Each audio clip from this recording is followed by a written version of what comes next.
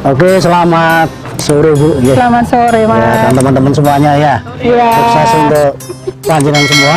Nah ini Ibu bermain luar biasa Bu. Tadi berperan sebagai siapa Bu? Yusebrung. Yusebrung itu ceritanya gimana Mbak? Yusebrung itu adalah seorang istri petani yang suaminya telah dibunuh oleh tentara Jepang pada saat suaminya itu hasil panen padinya itu mau diminta tapi nggak diperkenankan, terus suaminya itu ditembak. Nah, karena gadisnya itu akhirnya dibawa ke sama tentara Jepang, nggak tahu kemana, ternyata ke markas tentara Jepang yang ada di Kidobuta itu, yang ada di dekat Kidosono kalau nggak salah. Nah ini tadi kan saya lihat Ibu sangat menjiwai sekali ya. Apa selama ini pernah berlatih teater Bu? Belum pernah. Baru sekali ini ya? Ya, baru sekali ini latihan teater? Sebenarnya dulu pernah pernah pemain ketoprak, tapi dulu sebelum nikah. Tahun berapaan itu sudah Bu? Sebelum tahun 99, jadi 91, 92 lah. Pernah main ketoprak? Ya. Di mana saja dulu? Pentas di mana? Cuman ikut di panggung kampus aja. Di kampung di Gondomanan ini ya? Bukan, saya aslinya Wates. Oh Wates, Kulon Iya. Oh gitu, nama lengkap Ibu? Ida Lastriningsih. Ibu Ida Lastriningsih. Sudah kandungan putra berapa Bu? Alhamdulillah sudah dapat 3. 3 ya? Ya. Suami di sini? Suami saya kebetulan tugas di Kecamatan Wirobrajan. Wirobrajan. Ya. Kalau Ibu sehari-hari sebagai? Karyawan di Kelurahan Prawira Dirjan. Staf di sana ya? Iya. Bagus sekali, tadi saya melihat apa total itu ya Bu ya. Ini berapa kali latihan Bu ngomong-ngomong ini? Berapa kali ya teman-teman ya? Berapa ya? Banyak ya? Iya. Ini dalam rangka lomba di Kota Jogja, dramatic reading ya Bu ya? Iya. Dasar wong edan, sudah tahu dagangan mau dijual, kok malah diambil? Sudah tahu ada sayur lodeh di kuali, lo kok digogoi? Orang urus, edan, orang diutak, minggat sana, minggat! Sudah, sabar Toyo. Kalau kamu bengak-bengok terus, mana ada pembeli yang mau datang kemari? Sudah, sekarang diam yuk, tenang. Pagi-pagi kok sudah ribut-ribut, itu ada apa Toyo? Ya itu, laki-laki yang tiap hari bengak-bengok teriak, merdeka, merdeka, merdeka, di pasar ini. Walah, Marijan toh. Lawang jelas orang tidak waras kok digagas Toyo. Para waras piye? Wong edan kok doyan jagung godhog. Wong edan kok sukanya gogoi jangan. Lah keluarganya itu loh Kang, kayak tegel-tegele membiarkan dia berkeliaran seperti itu. Dia itu hidup sebatang kara yuk. Orang tuanya meninggal dalam pengungsian. Bapak ibunya tak kuat lagi setiap harus mengungsi. Berpindah tempat menghindari serangan tentara Belanda yuk. Sementara harta benda yang ditinggal di rumahnya habis dijarah orang. Mungkin Yusebrung belum tahu kalau Marijan memiliki kisah hidup seperti itu. Karena Yusebrung termasuk pedagang baru di pasar ini toh. Orang memang menghancurkan harta benda, menghancurkan kehidupan, menghancurkan masa depan anak-anak kita. Marijan adalah salah satu contoh korban peperangan. Kehidupannya telah dirampas, hati dan nuraninya dicabik-cabik hingga tercerabut demi ambisi sebuah kekuasaan. Sebagai seorang lelaki, Marijan mestinya kuat menerima kenyataan pahit ini. Marijan tidak pernah membayangkan bagaimana seorang perempuan dipaksa menyaksikan suaminya ditembak tentara Jepang hingga meregang nyawa di depan mata dan kepalanya sendiri.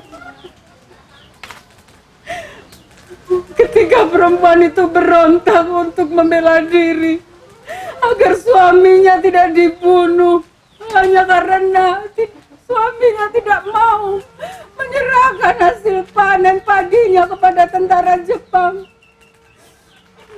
Perempuan itu justru diseret dan dibuang di dekat rumahnya. Dan perempuan itu tidak bisa berbuat apa-apa ketika dia melihat anak perawannya dipaksa untuk ikut tentara Jepang. Gadis itu diseret dan dilempar di atas truk dan dibawa pergi entah kemana.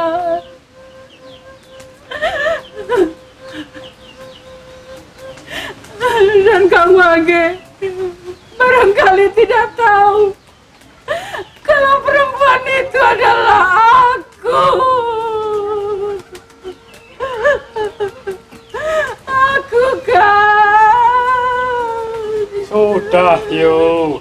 Apa yang menimpa kehidupan Marijan, Yusuf Brung dan saudara-saudara kita? Barangkali sudah memang menjadi takdirnya Gusti. Yusuf Brung tidak boleh terus-terusan larut dalam peristiwa itu. Jepang memang keparat. Mereka telah menculik anak gadisku. Itulah makanya aku datang ke tempat ini. Aku jualan di pasar gede ini sambil mencari informasi tentang keberadaan Lastri anakku. Sabar, Yu. Semua pasti akan berakhir. Bung Karno baru saja memproklamirkan kemerdekaan Indonesia. Dan belum lama ini, tepatnya tanggal 5 September 1945 kemarin, Marso Dalem Sri Sultan ke-9 dan Paduka Pakualam ke-8 juga sudah menyerahkan amanat kepada Bung Karno, Yu. Amanat? Maksudnya apa, Gang? Menurut kabar yang saya dengar, amanat itu isinya soal pernyataan bergabungnya Kesultanan Yogyakarta dan Kadipaten Pakualam.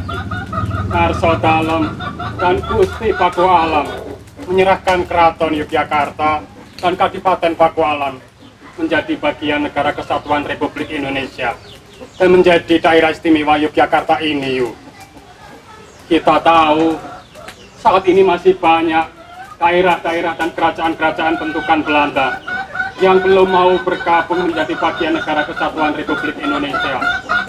Jadi intinya, Marso Dalem dan Gusti Pakualam ingin menunjukkan kepada Belanda dan negara-negara di dunia bahwa Negara Kesatuan Republik Indonesia yang diproklamirkan Bung Karno dan Bung Hatta kemarin benar-benar memiliki wilayah yang jelas, Yu. Waduh, kenapa Marso Dalem harus mau membuat amanat seperti itu? Amanat itu sangat penting untuk pengakuan kemerdekaan Indonesia, Yu. Selain Jepang yang belum mau menyerahkan kekuasaannya, Belanda juga belum mengakui kemerdekaan kita, Yu. Kabarnya ada saja alasan pemerintah Hindia Belanda untuk tidak mengakui kemerdekaan Indonesia kita, Yu. Untuk makin mengukuhkan keberadaan negara Indonesia, negara harus mulai mencetak uang sendiri, yakni uang Republik Indonesia atau ORI oleh Bank Indonesia. Untuk mencetak uang itu, Yu, harus dibarengi dengan jaminan uang emas di Bank Indonesia. Dan kabarnya kemarin Marso Dalem sudah memberikan emas batangan milik Keraton Yogyakarta sebagai jaminannya, Yu.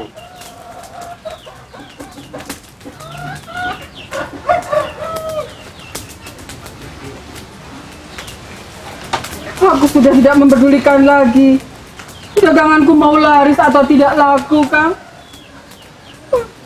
Yang aku pikirkan sekarang, bagaimana aku bisa ketemu Lastri kembali? Sudah. Gak usah nangis lagi. Lihat, ini pasarnya sudah mulai ramai. Pembeli sudah mulai berdatangan. Sudah, sekarang aku dibuatin kopi jagung panas, Yoyu. Dan kemepiar. Dari tadi ngobrol terus sampai lupa minum kopi. Waduh, lah kopi jagungnya habis ya, Kang. Aku beli dulu di warungnya Nyah Jin di Ketandan sebentar ya. Yalah, ya wes, nggak apa-apa. Jangan lama-lama lah, Yo. Ini aku diundang ke alun-alun lor. Para gerilyawan dan pejuang diundang ke alun-alun lor, Yo. Ya sudah, Aku ke Ketandang dulu, Kak. Nanti kalau ada yang beli, bilang saja warungnya belum buka ya. Yalah, kalau ada pembeli yang datang ya tak lateni to yuk.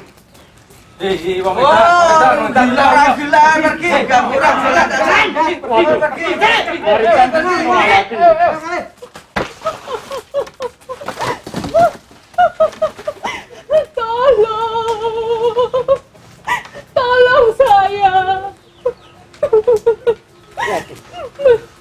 Mereka melempari saya dengan batu. Tolong. Kamu siapa? Badanmu penuh luka kayak gini. Tolong saya. Mereka mengusirku. Mereka melempari badanku. Sudah. Kamu duduk di sini saja. Kamu aman di sini. Nanti saya ambilkan minum. Nanti lukamu tak bersihkan. Aku takut. Mereka mengejarku. Mereka mau membunuhku. Mereka menuduh aku orang gila. Sebaiknya perempuan ini diusir dari pasar saja loh, Kang. Perempuan ini gila. Dia orang gila. Bikin sial. Perempuan ini sudah menakut-nakuti para pembeli di pasar ini loh, Kang. Betul loh, Kang. Ngawur kalian. Perempuan ini tidak gila. Dia bukan orang gila. Dia tidak menakut-nakuti pembeli di pasar ini kok. Tapi pakaiannya, Kang, membuat orang di sini jadi takut. Pembelinya pada kabur semua. Kerja dulu, Kang. Nih kok, Kang. Nah, ternyata kamu sendiri sadar. Zaman seperti ini orang tidak gampang bisa membeli baju. Lantas kenapa? Kalau perempuan ini hanya pakai baju seperti ini, dia tidak mampu membeli baju, kemudian kalian usir. Dan kalian lakukan seperti ini. Saya justru kasihan dengan perempuan ini, Kang. Ya, monggo, Sebaiknya dia segera dikeluarkan dari pasar ini saja. Laras, monggo. Kata orang tua-tua dulu, kalau ada orang gila yang sudah masuk pasar, tidak bisa sembuh lagi loh, Kang. Betul loh, Kang. Nih kok, Kang. Ngawur kalian. Perempuan ini tidak gila. Kalian cuma bakul pasar. Tapi lagaknya sudah seperti dokter jiwa. Berani memvonis orang waras jadi gila. Pokoknya kami ingin perempuan itu segera keluar dari pasar ini. Kalau perempuan ini tetap nekat berada di sini, seluruh penjual di pasar gede ini rame-rame akan menyeretnya loh, Kang. Betul loh, Kang. Loh, loh. Nanti kamu tanggung jawab. Silakan kalau kalian mau bersikap semenang-menang dengan perempuan ini. Silakan. Toh saya akan berbuat semenang-menang dengan kalian. Ayo, silakan. Kenapa kalian ribut-ribut di warungku? Kalian semua, sekarang pergi. Aku tidak butuh kalian. Kalian baru saya. Pergi. Tolong saya. Tolong saya. Pastri, Simba, Pastri anakku, Simba, Pastri, kemana saja kamu, Ndok? Aku mengkhawatirkanmu. Aku mencarimu setiap hari.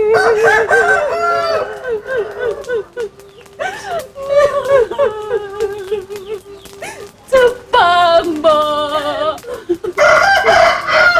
Tentara itu, Mbak. Tentara-tentara itu telah menyekapku di sebuah rumah. Mereka memperkosa aku setiap hari, setiap waktu. Mereka memaksa aku menjadi Jukun Yanfu, Mbak. Mereka memaksa aku untuk melayani birahi para prajurit yang kerajingan nafsu.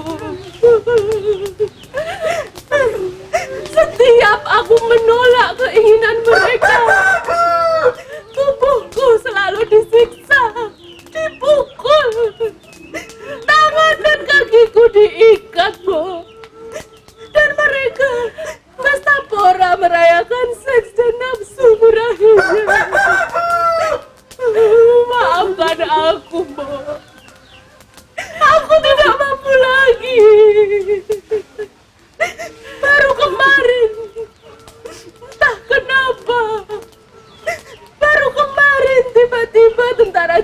melepaskan aku dari sekapannya. Mereka menyuruh aku untuk meninggalkan rumah penyekapan yang ada di dekat markas tentara itu, Mbak. Markas tentara Jepang. Markas yang mana itu, Ndok? Kita butai, Mbak. Apa? Kita butai.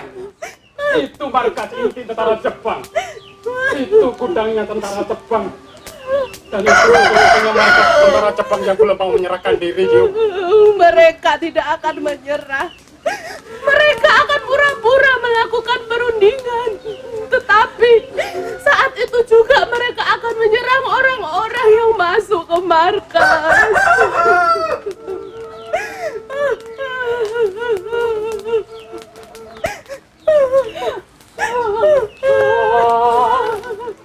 Yuk, jangan yuk.